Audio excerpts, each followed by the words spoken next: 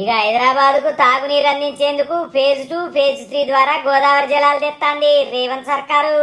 గోదావరి జలాలు ఆల్రెడీ మా బీఆర్ఎస్ వాళ్ళు తెచ్చిర్రు కదా, మళ్ళీ మీరు తెచ్చుదేంది? నువ్వు కూడా 90 వేసినవా ఏంది? గోదావరి జలాలు తెచ్చింది మీరు కాదు, కాంగ్రెస్. మంజీరా నీళ్లు తెచ్చింది, కృష్ణా నీళ్లు తెచ్చింది కూడా కాంగ్రెసే.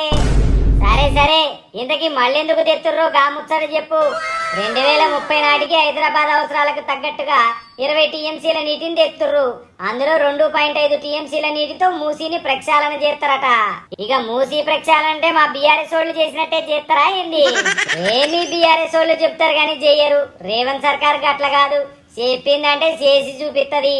అంటే హైదరాబాద్ కు కేసీఆర్ ఏం చేయలేదంట, కబ్జాలు తప్ప ఏం చేయలే. ప్రజలకు ఉపయోగపడే పని ఒకటైనా చేసినారా మీరు? ఇప్పటికిప్పుడు అంటే ఏం గుర్తొత్తలేవులే, కాసేపు ఆగు చెప్తా. ఏమైనా ఉంటేగా గుర్తుకు రావడానికి. ఏం లేవు తీతి.